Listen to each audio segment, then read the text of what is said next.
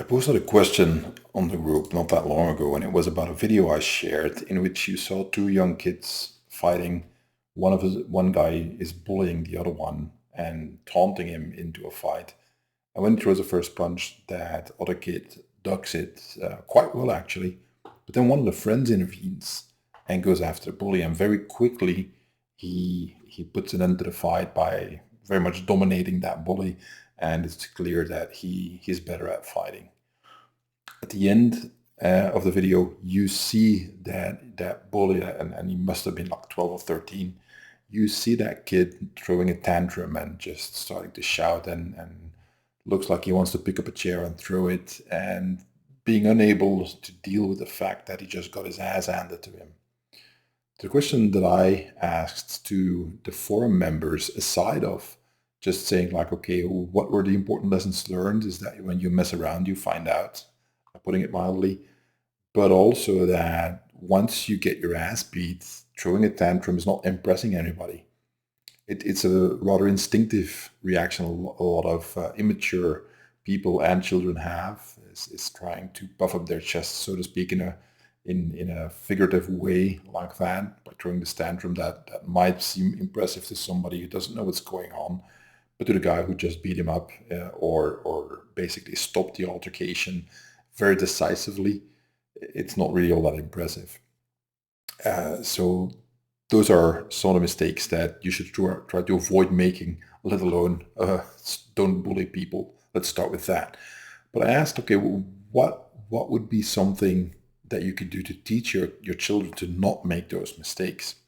Got a bunch of good answers, and the one I like to talk about a little bit is the one that Brian said, and I quote, "Model the values and behavior you want your children to embody. Everyone is going to make foolish mistakes for themselves, but if you instill a good baseline, then those mistakes are likely to be less egregious and costly." Couldn't agree more. Couldn't agree more. And on every front, like, I mean, first off, you want the children to see how you handle conflict in a not so destructive manner, or a self-defeating manner than what that kid is doing. So don't pick a fight with somebody. Now again, we don't have a lot of context, but I dare say that what we do see in the video is that he's clearly picking a fight and trying to bully that kid, and then it turns on him when somebody else intervenes who's not putting up with that nonsense. So teach your kids not to be bullies. I told my children many times that you don't start fights, but you finish them. You're nobody's punching back. But if I hear that you are bullying kids, I'm going to spank your ass, literally, or like they used to back in olden days. And you will be very sorry, because if you want to fight somebody, fight me.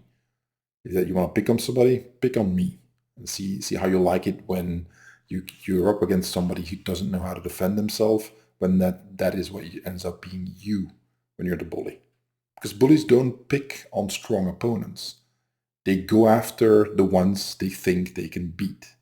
And that is a key issue that in the educational system, I'm not going to go on a rant, but in the educational system that is often so much missing, is that they tend to have zero tolerance policies for violence, but then they punish both the bully and the kid he's been picking on and beating up, especially if that kid defends himself. So again, a long rant, I'm not going to go into it, but the point is that you want to teach your children to not be a bully, which is something that might take a while. So start by showing behavior that is clear when you are faced with some sort of situation where things can escalate, where they see you not being the bully. The second point that Brian made, which I really liked, is that everyone's going to make foolish mistakes for themselves. And you want to have a good baseline, like a good standard of behavior for your children. And that's going to be you as a parent, first and foremost. So that if they do make mistakes, that they understand, like, okay, this was far, far away from that baseline. That was wrong. I shouldn't have done that. For instance, I never yelled at my kids. I did get angry and upset with them sometimes when I did certain things, but I never yelled at them because I believe it's counterproductive. And the thing you teach your children then is that it's okay to become overly emotional and yell at people, especially if you're in a position of power, when you're angry, upset, or whatever. So that was not the message that I wanted to give to them. I wanted them to see that there's a different way of handling those kind of negative emotions, and that is to stay controlled and to try to find a different solution as opposed to just yelling and just by sheer dominating them with my authority as a parent and making them comply, as opposed to finding a more constructive way, which would mean talking about what they did, why it was wrong, what the consequences are, telling them that I was upset or telling them that I was disappointed in them. But fortunately, I knock on wood, I was very lucky with my kids. I didn't have to do all that much disciplining. Well, why? Because there were very strict rules that they had to follow, and if they strayed from the rules, they got punished. And it happened once or twice, and then they understood why the rules were there. And the better they behaved, the less rules there were, in a sense that the more freedom that they got. And that is also something that I believe is what you can do as a parent, as to give that baseline that Brian talks about, is that, look, society is still going to have rules, whether you like it or not. And even if you go into this full-on anarchist society where supposedly there are no rules, there will still be rules. They might be unspoken, but they will still exist. So if you think you never have to follow the rules, you can only think about yourself, by all means, give that a try. But eventually, you'll behave in such a way that somebody's going to do something about it. And then there will be no rules to protect you. So societies function as a whole when there's a minimum of adherence to rule sets. And that is a lesson you have to teach children very early on. And one of them is that you don't get to just bully people. Might makes right is not the good way to go. Doesn't mean you should never defend yourselves. Doesn't mean you have to let anything pass when somebody comes your way. It means you don't want to be a bully. You don't need to be the asshole in the room. There's other ways to get what you want. So I think that's a good idea to have that baseline, is to show by your behavior, by your actions, what it's like to handle conflict or potential conflict. And the final point he makes is that then, if they have that baseline, if they have that standard that you set in front of them, that they will still make mistakes, as we all do, but these are likely to be less egregious and costly. And that is what you want for your children to have, is that if they do make their mistakes, that they that they survive them and they can actually move on to learn from them and not repeat them. If you look at the video of that kid, and I'll put the link in the show notes, if you look at that video, you see that kid who's bullying the other one just be totally out of control.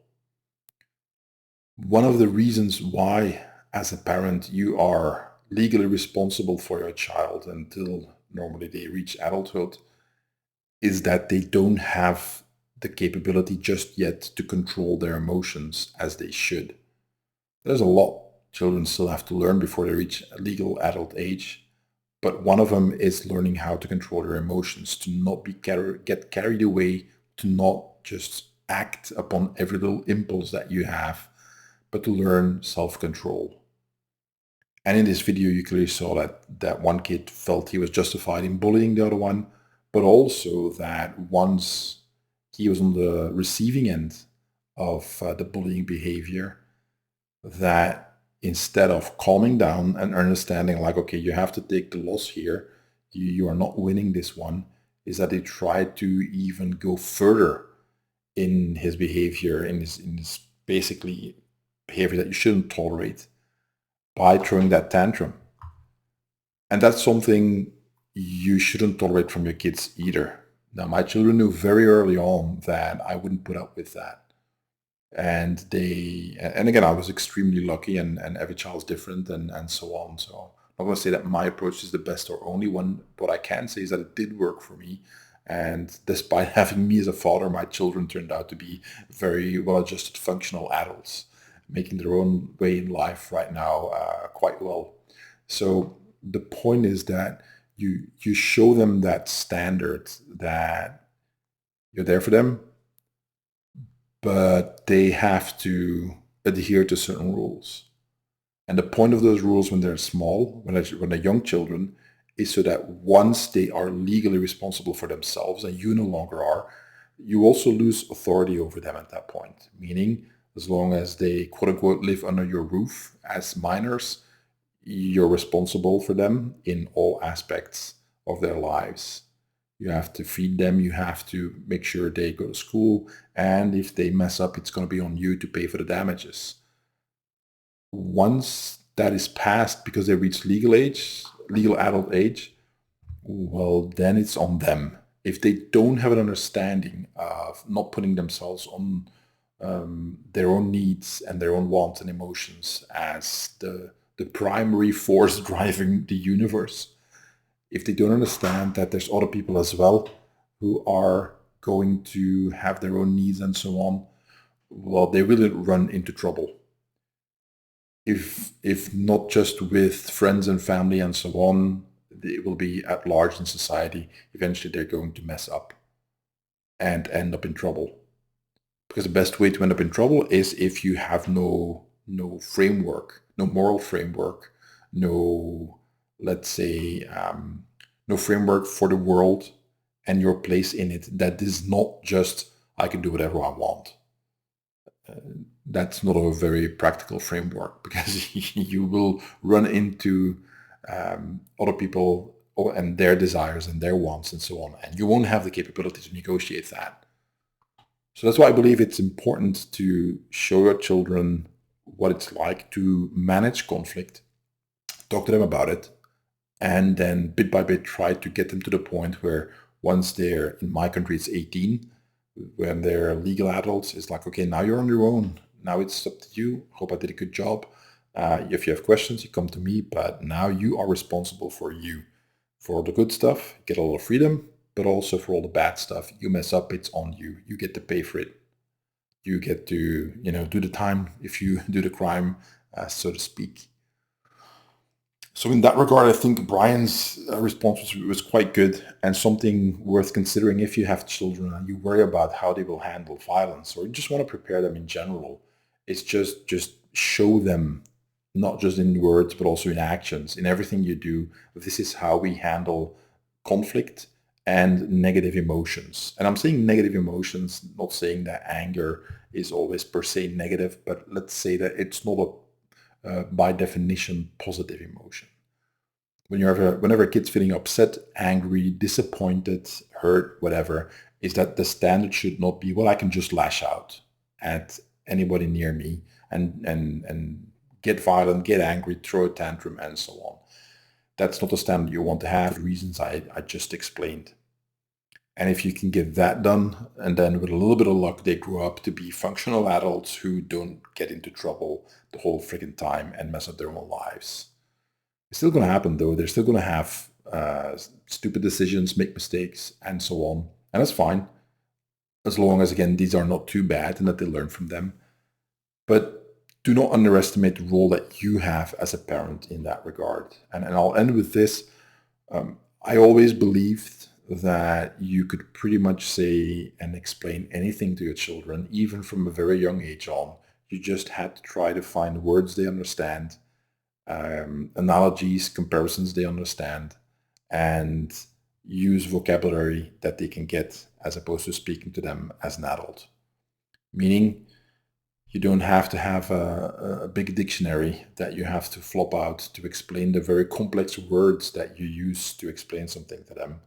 Keep it simple, but don't treat them like they're too stupid to understand anything. They will get the gist of it if you do your job well. If you do run into something where it's too soon or too early to talk to them about it because they still have to do a lot of living and get more experience in life, what you can do is tell them like, look, I don't know how to explain this to you right now because you're still young and there's certain things you have to learn by experience, by living, before what I will say as an explanation will make sense to you. And I found that with my children that always worked. And I said that, look, you can write it down if you like. You can put a reminder in my schedule or in your own schedule for in a few years. But whatever you do, you want to make a video of this and remind me in a few years. That's perfectly fine. but I can't really explain it to you right now, so in a way that it will make sense. And that happens rarely, but it did happen every now and then, and that seemed to be a way in which I could show them, look, I'm not just going to say do it, why, because I said so, or you can't do this, why, because I said you can't. I don't think that's great parenting. But it also means that sometimes you run into situations in which it's not black or white, it's nuanced, it's a complex discussion, and they're too young to have those kinds of discussions. Okay, you put a pin on it and then tell them that we'll get back to it later. And in a few cases with my kids, that actually happened. And a lot of times they just forgot about it and didn't come back, or I forgot about it and it never came up again. So if you want to avoid having kids that don't know how to manage conflict and negative emotions, be the example yourself. Right, with that said, guys, I'm going to leave you. As always, like, share, subscribe if you enjoyed this podcast episode. I'll talk to you guys next time. Bye.